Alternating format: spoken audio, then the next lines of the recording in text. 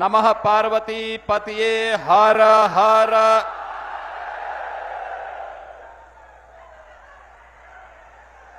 महाकाल की नगरी उज्जैन के लोकप्रिय सांसद श्री अनिल फिरोजिया जी, वजीरगंज विधानसभा क्षेत्र के विधायक और लोकप्रिय प्रत्याशी एनडीए श्री वीरेंद्र सिंह जी, प्रदेश कार्य समिति जेडीयू के सदस्य श्री राम कुमार मेहता जी, हम के राष्ट्रीय उपाध्यक्ष श्री रमेश सिंह जी,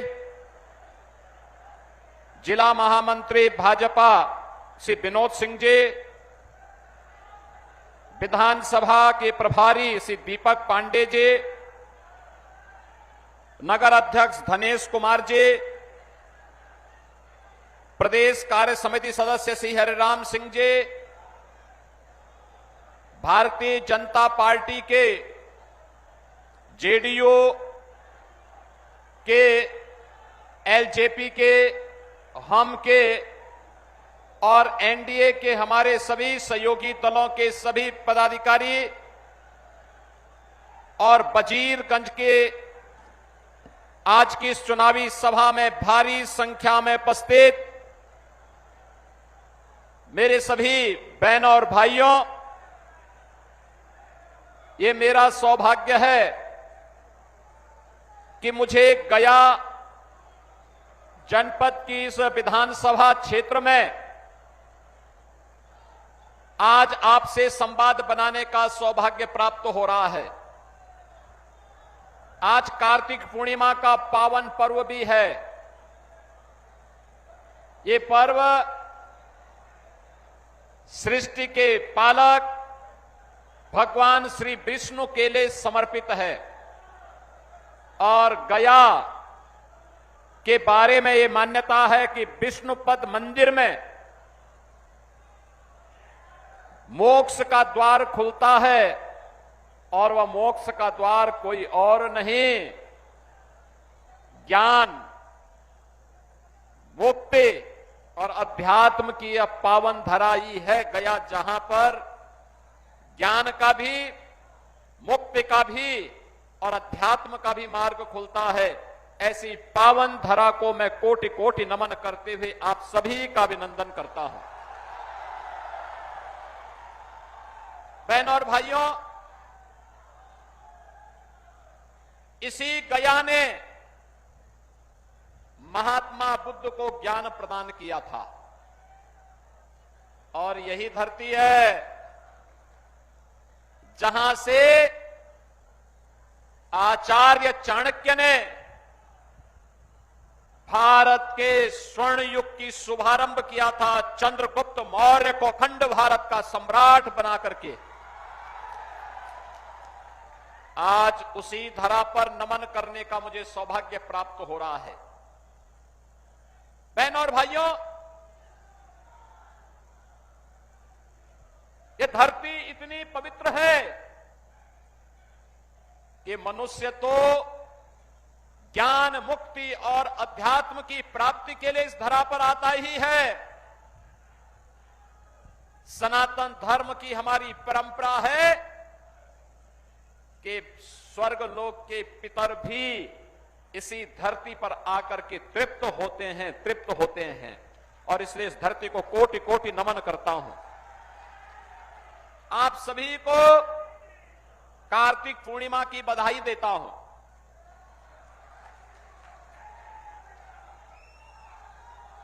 गुरु नानक देव जी का पावन प्रकाश पर्व भी है। सभी सिख बंधुओं को भी कोटि कोटि बधाई देता हूं। बहनों और भाइयों, बिहार जिसका अपना गौरवशाली इतिहास है, मैंने जो कहा ना, आचार्य चाणक्य ने अपने नीति संबंधी सभी कार्यों का शुभारंभ इसी बिहार की धरती से किया था। ये वही बिहार है जिसने भारत को, समृद्ध भारत और भारत को स्वर्ण युग की ओर लेकर के गया था। एक समृद्ध ऐतिहासिक पृष्ठभूमि जिस बिहार की हो, एक से एक महापुरुष जिस बिहार ने दिए हो, जननायक कर्पूरी ठाकुर को दिया हो, वह बिहार अपनी पहचान के लिए क्यों मोहताज हुआ? बहनों और भाइयों, पहले कांग्रेस ने, फिर आरजेडी ने यहां लूटा, पहचान का संकट खड़ा किया, नौजवानों के रोजगार को छीना, अन्नदाता किसानों को बदहाल करके रख दिया, गरीबों को योजनाओं का लाभ नहीं दिया, विकास का पैसा अपने परिवार के विकास में लगा दिया। परिणाम क्या था? सब कुछ चौपट था। नक्सलवाद फैलता गया, माओवाद फैलता गया, माफियावाद फैलता गया और सत्ता के समानांतर माफियाओं की सरकार चलने लग गई। बहनों और भाइयों, जिस बिहार ने भारत को नेतृत्व दिया था, कांग्रेस और आरजेडी ने उस बिहार के सामने, उस बिहार के नौजवानों के सामने, बिहार के नागरिकों के सामने पहचान का संकट खड़ा किया। अन्नदाता किसानों को आत्महत्या करने के लिए मजबूर किया। बेटी और बहन के ऊपर सुरक्षा का संकट खड़ा किया। और जब भी कानून व्यवस्था खराब होती है तो युवा परेशान होता है रोजगार के लिए, बहन और बेटी सुरक्षा के लिए परेशान होती है, व्यापारी अपना व्यापार समेट करके पलायन करता है, बाहर का कोई निवेशक नहीं आता है और परिणाम होता है विकास बाधित हो जाता है। बहनों और भाइयों, आज जब प्रातः में गया के लिए लखनऊ से चल रहा था, वहां पर मैंने एक कार्यक्रम किया। उत्तर प्रदेश में आरजेडी और कांग्रेस का एक पार्टनर है समाजवादी पार्टी। समाजवादी पार्टी का एक वहां पर माफिया था जो उसका शागिर्द रहता था। उस माफिया ने लखनऊ में समाजवादी पार्टी की सरकार के समय एक नहीं, गरीबों की जमीन पर और सरकारी जमीन पर 4 किले नुमे मकान बना डाले थे। हमारी सरकार आई, मैंने पूछा, भाई ये 4 किले नुमा बड़े बड़े बंगले किसने बनाए हैं? तो लोगों ने कहा कि फलाने ने। मैंने कहा, ये तो कुख्यात माफिया है। लोगों ने कहा हां। तो मैंने कहा फिर बुलडोजर की कार्रवाई हो जाए ना। और बहनों और भाइयों, आज मुझे बताते हुए प्रसन्नता है, हमने उस जमीन को पहले प्लेन किया और फिर उसी जमीन पर हाई राइज बिल्डिंग बना करके, ऊंची बिल्डिंग बना करके गरीबों के, और फिर उसी जमीन पर गरीबों के लिए आसियाना हाई राइज बिल्डिंग बना करके, ऊंची बिल्डिंग बना करके गरीबों के आवास बना दिए गए। और आज प्रातः कार्तिक पूर्णिमा के अवसर पर जब लोग गंगा स्नान कर रहे थे, पवित्र नदियों में स्नान कर रहे थे, तब मैं लखनऊ में उन गरीबों को आवास का पट्टा दे रहा था, आवास उपलब्ध करवा रहा था। बहनों और भाइयों, जो काम उत्तर प्रदेश में समाजवादी पार्टी करती थी, कमोबेश वही काम कांग्रेस और आरजेडी के लोग बिहार में करते थे। और इसलिए इनका उपचार केवल एनडीए है। एनडीए याद करिए ना, ये लोग आपको लड़ाते थे, या आपको लड़ाते थे जाति के नाम पर। जाति सेना खड़ी खड़ी करके इन्होंने पूरे बिहार को पहचान के संकट के दौर से गुजारा था। बहनों और भाइयों, जब भी बटेंगे तो इनको, तो ये जो समाजवादी पार्टी है ना, ये आरजेडी की पार्टनर है, कांग्रेस की पार्टनर है यूपी में। इन लोगों को परेशानी होती है कि बीजेपी की डबल इंजन की सरकार नाम क्यों बदल देती है। हमने कहा भी नाम इसलिए बदल देते हैं जिसके नाम के अनुरूप काम किया जा सके। जैसे फैजाबाद का नाम हमने अयोध्या किया क्योंकि अयोध्या ही वास्तविक नाम था। हमारा पौराणिक नाम अयोध्या था। भगवान राम का जन्म अयोध्या में हुआ था। फैजाबाद तो विदेशी आक्रांताओं का प्रतीक था। गंगा यमुना का जहां संगम होता है उसका नाम प्रयागराज था। मुगल काल में इलाहाबाद कर दिया, हमने फिर से पलट करके प्रयागराज कर दिया।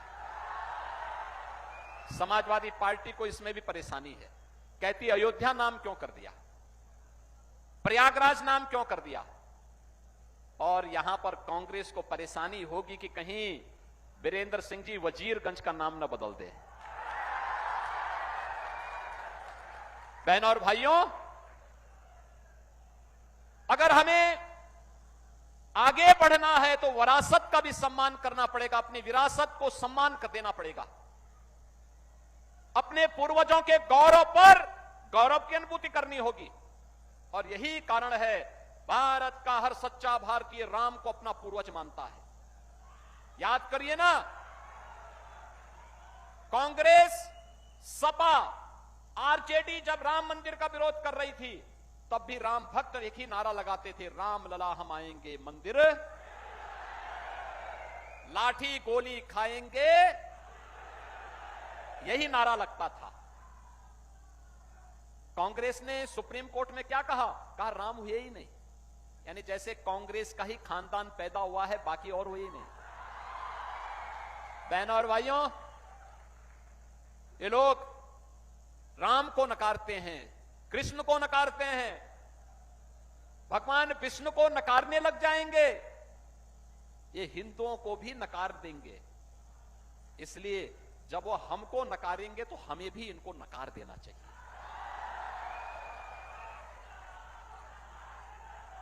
आरजेडी ने राम मंदिर के रथ को रोक दिया था और समाजवादी पार्टी ने उत्तर प्रदेश में राम भक्तों पर गोलियां चलाकर के अयोध्या को लहूलुहान किया था। लेकिन हम लोग जब आए उत्तर प्रदेश में, डबल इंजन की भाजपा की सरकार आई, हमारा जो संकल्प था, राम भक्तों का जो संकल्प था, लोग कहते थे क्या मंदिर बन जाएगा, हम कहते थे जरूर बनेगा। लोग कहते कब बनेगा, अरे हमने कहा काम तो थोड़ा करने दो। और आज आप देखते होंगे अयोध्या में राम मंदिर, भव्य राम मंदिर का निर्माण हो गया ना। कोई संदेह है क्या, कोई संदेह है क्या। अयोध्या में राम मंदिर का निर्माण भी हो गया है, काशी में काशी विश्वनाथ धाम का निर्माण भी हो गया है, मथुरा वृंदावन में भी हम लोग ऐसे ही कार्य कर रहे हैं। हर तीर्थ को ऐसे ही सजा रहे हैं, कोई भेदभाव नहीं, सारे तीर्थ सजेंगे। और ये लोग, ये सपा के लोग क्या करते थे, ये लोग पैसा हमारा, और उस पैसे को देते थे कब्रिस्तान की बाउंड्री के लिए। हमने कहा ये पैसा कब्रिस्तान के लिए नहीं जाएगा, ये पैसा मंदिरों की सुंदरीकरण के लिए जाएगा, तीर्थों के सुंदरीकरण के लिए जाएगा, हिंदू श्रद्धालुओं के सुविधा के लिए जाएगा, गरीबों के लिए आवास बनाने में खर्च होगा, गरीबों के लिए शौचालय बनाने में खर्च होगा। बहनों और भाइयों, क्या नहीं हो सकता, करने की इच्छा शक्ति होनी चाहिए। आप याद करिए मोदी जी ने 11 वर्ष में कैसे भारत का कायाकल्प करके रख दिया है। पहले बिहार में 2005 के पहले क्या था, पहचान का संकट था, अपराध था, माओवाद और नक्सलवाद था, जातीय संघर्ष था। बिहार के नाम पर और उत्तर प्रदेश के नाम पर देश और दुनिया में कोई सम्मान नहीं देता था। अकेले लालू जी के शासन में बिहार के अंदर 60 से अधिक जातीय नरसंहार हुए थे, 30,000 से अधिक अपहरण की घटनाएं घटित हुई थी। व्यापारी सुरक्षित नहीं, डॉक्टर सुरक्षित नहीं, इंजीनियर सुरक्षित नहीं, कोई भी संभ्रांत व्यक्ति सुरक्षित नहीं। बिहार के 30 से 40% लोगों ने, गोरखपुर में, वाराणसी में अगर आप देखेंगे 40% आबादी बिहार के लोगों की, क्योंकि उस समय जंगल राज था, बहनों और भाइयों, नीतीश जी के नेतृत्व में, नीतीश बाबू के नेतृत्व में 20 वर्ष में सुशासन की सुदृढ़ नींव रखी गई। मोदी जी ने पिछले 11 वर्ष में विकास के जो कार्य किए, आज बिहार के अंदर रोड की कनेक्टिविटी है, रेल की कनेक्टिविटी है, एयर कनेक्टिविटी है, और अब तो वाटरवे की कनेक्टिविटी भी बिहार से होते हुए उत्तर प्रदेश को जोड़ रही है। ये वाटरवे की सुविधा, जल मार्ग की सुविधा, कार्गो के लिए अन्नदाता किसानों के उत्पाद को, वह खाद्यान्न हो, सब्जी हो, फल हो या बिहार का मखाना हो, ये दुनिया के बाजार में पहुंचाने का एक अभियान है। बहनों और भाइयों, आज बिहार के अंदर क्या नहीं है? एनआईटी है, आईएम है, एम्स है, इंजीनियरिंग कॉलेजेस की एक लंबी श्रृंखला है, मेडिकल कॉलेजेस की एक लंबी श्रृंखला है। आज बिहार का नौजवान फिर से अपनी प्रतिभा और अपनी मेधा की छाप दुनिया के अंदर छोड़ रहा है, तो बिहार के विकास में भी योगदान दे रहा है। बहनों और भाइयों, उसी बिहार को याद करिए, करने की इच्छा शक्ति होनी चाहिए। मोदी जी ने 11 वर्ष में विकास भी कराया है, विरासत का भी सम्मान किया है, और साथ साथ देश के अंदर 80 करोड़ लोगों को फ्री में राशन की सुविधा का लाभ, 50 करोड़ लोगों को प्रतिवर्ष 5 लाख रुपए स्वास्थ्य के लिए फ्री में, 46 करोड़ लोगों के बैंक अकाउंट खोल करके सरकार की सुविधा बैंक में जाएगी, 12 करोड़ गरीबों को स्वस्थ ईंधन के रूप में एलपीजी के कनेक्शन, ये कांग्रेस के समय में ब्लैक होती थी, 25-50 हजार रुपए में भी नहीं मिलता था कनेक्शन। आज मोदी जी ने 12 करोड़ लोगों को फ्री में दे दिया, 12 करोड़ गरीबों के घर में शौचालय बना दिए, 4 करोड़ गरीबों के घर में एक एक सिर ढकने के लिए आवास दे दिया, 3 करोड़ गरीबों के घर में फ्री में बिजली के कनेक्शन दे दे। यानी पंच संकल्प बिहार की परिप्रेक्ष्य में फ्री में राशन, फ्री में स्वास्थ्य की सुविधा, फ्री में बिजली के कनेक्शन, फ्री में जल का कनेक्शन, फ्री में रसोई गैस का कनेक्शन। बहनों और भाइयों, यह है सुशासन की नींव। और आरजेडी के समय में, कांग्रेस के समय में, अरे ये लोग झूठे वायदे नारे इसलिए दे रहे हैं, इसलिए बोल रहे हैं, जिससे पहले चरण में तो इन्होंने खाया पशुओं का चारा, अब गरीबों का राशन हजम कर जाएंगे लोग अगर इनको आने का अवसर मिला तो। अवसर ही मत देना, अवसर ही नहीं देना है। बहनों और भाइयों, मैं इसीलिए आपसे अपील करने के लिए आया हूं। भारतीय जनता पार्टी और एनडीए ने आपके लोकप्रिय विधायक के रूप में श्री बीरेंद्र सिंह जी को फिर से प्रत्याशी बनाकर के आपके बीच उतारा है। बहनों और भाइयों, लोकतंत्र में कार्य करना, लगातार जनता के बीच में उपस्थिति बनाए रखना, और मैं तो आपसे यही अपील करने के लिए आया हूं।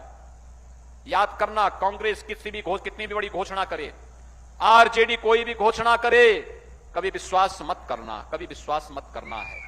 याद रखना, जो राम का नहीं हुआ वो हमारे किसी काम का नहीं होगा। जाके प्रियन राम वेदेही, तजिए ताहि कोटि बैरी सम, यद्यपि परम स्नेही। याद रखना, जो राम द्रोही है वो हमारा भी विरोधी है। जो राम का द्रोही है वो आपके किसी काम का नहीं है, किसी काम का नहीं है। राम द्रोही राम राज्य नहीं ला सकता, वह जंगल राज ही लाएगा, और इन लोगों ने यही किया है, आगे भी यही करेंगे। इसलिए आपसे अपील करने के लिए आया हूं, बीरेंद्र सिंह जी को कमल चुनाव चिन्ह पर एनडीए के प्रत्याशी के रूप में भारी बहुमत से विजयी बनाना है। बनाएंगे ना? आशीर्वाद देंगे ना? कमल चुनाव चिन्ह पर आशीर्वाद मिलेगा ना सभी लोगों का? इधर इधर उधर। और ये गुंडा और माफियाओं का उपचार करने के लिए पीछे जो हथियार खड़ा किया गया है, उस पर जो लोग खड़े हैं वे भी बताएंगे ना, सब तैयार है ना? सभी लोग कमल चुनाव चिन्ह पर बीरेंद्र सिंह जी को अपना समर्थन और आशीर्वाद देने के लिए तैयार है ना? दोनों हाथ ला करके बोलो, फिर दोनों हाथ ला करके जय श्री राम, जय श्री राम, जय श्री राम, जय जय श्री राम।